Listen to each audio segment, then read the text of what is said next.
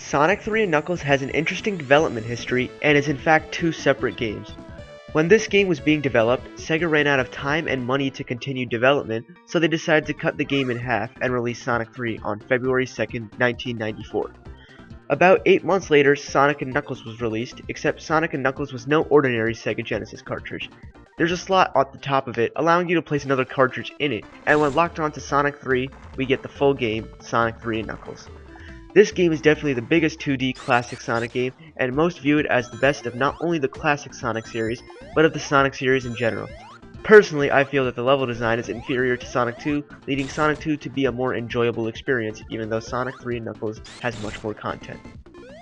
Sonic 3 and Knuckles was the first game in the Sonic series to create different gameplay styles in a single-player environment, through the inclusion of multiple playable characters.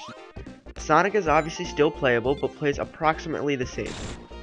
He has a few new skills such as the Insta-Shield, which allows you to make an Insta-Shield while jumping again while you're already in midair.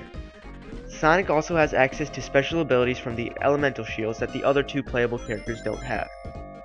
The Fire Shield allows Sonic to do a dash attack, the Bubble Shield allows Sonic to do a bounce attack, and my personal favorite, the Lightning Shield, allows Sonic to do a double jump. Sonic plays very well, and they haven't broken what was already fantastic. Tails now has the ability to be played in single player, but as opposed to just being a Sonic clone as he was in Sonic 2, he has his own unique playstyle now. Tails can fly as he could in two-player Sonic 2, and he can swim underwater. Tails is definitely the easiest way to play through the game, but I still find Sonic to be the most enjoyable. Knuckles is the newcomer to the roster, and has the ability to break certain blocks that Sonic and Tails couldn't, and his most famous ability, the ability to glide and stick on walls. Knuckles is known for being able to glide and climb walls, but I feel that in this incarnation, it plays a little clunkily. Turning around is especially slow, and the entire idea seems to contradict the momentum-based gameplay of Sonic. Overall, I feel that this is the weakest character in the game, and I don't really play Knuckles that much, but maybe that's why I don't like him. Sonic 3 and Knuckles adds a lot to the classic Sonic gameplay by adding other gameplay styles, while still retaining the high quality of control and gameplay present in the previous games. The one thing that sets this below Sonic 2 is the level design. The level design, while not terrible, is not to the high level that it is in Sonic 2. This game's levels are absolutely giant, and as opposed to allowing you to run through them, the game forces you to take a slower pace when traversing each level. The game is constantly trying to test you and forces you to slow down as soon as you gain speed to deal with an obstacle. Instead of designing with speed in mind, they designed as if they were afraid of speed. They gave you some speed in various obvious locations, but the focal point of the game was not that speed. When I play a Sonic game, I expect to be moving at a high speed, yet the game seems to be designed around avoiding it, as if speed is beneath it.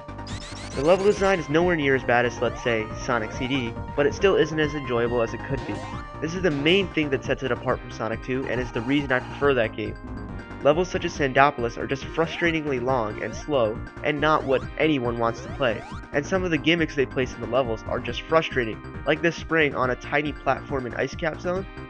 They know the player is going to take a run up to make a jump, and they deliberately place a spring there on the platform knowing the player will hit it, causing the player to fall down and have to redo the section.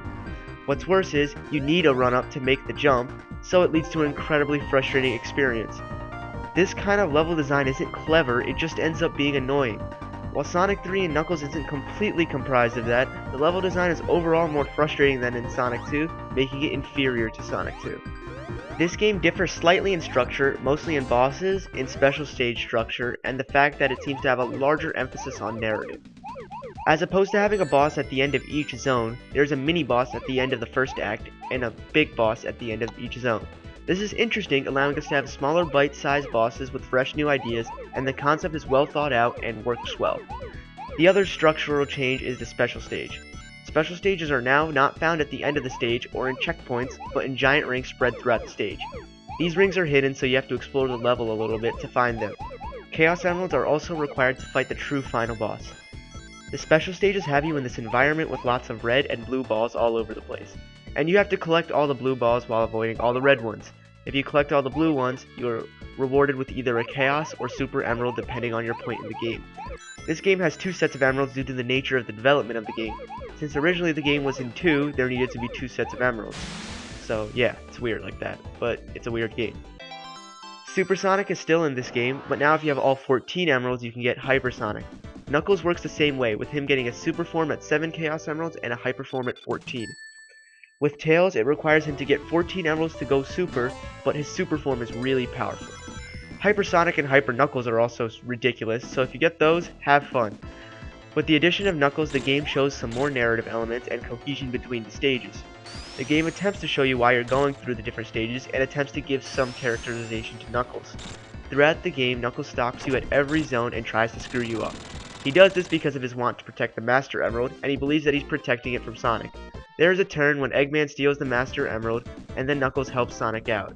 Knuckles realizes Eggman has been lying to him, all that good stuff, you know. All that's nice, but really forgettable because it isn't Sonic's core competency.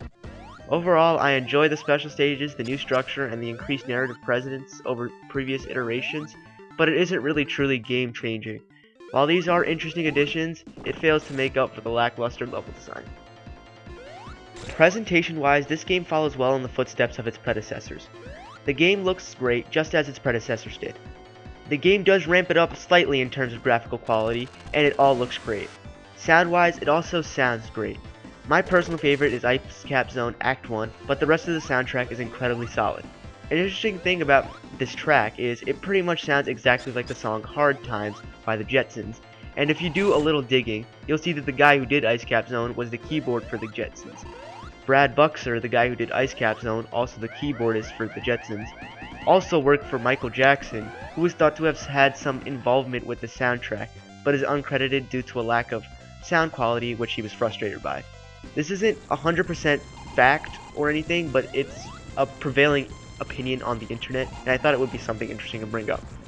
Other than that, there isn't much to say here because it's almost exactly the same as the previous games, which is great because of the amazingly high level of quality the predecessors brought. This game is heralded as the best Sonic game of all time, but its level design, unwilling to allow you to gain speed consistently, takes a large part away from the game. Had the game had a similar quality of level design to Sonic 2, this game would be incredibly fun, but overall it doesn't hold up to the previous games in the series. I keep on emphasizing the level design, and that is one of the most important parts of this game. There is a really good reason why I keep on bringing it up, and it affects the entire game.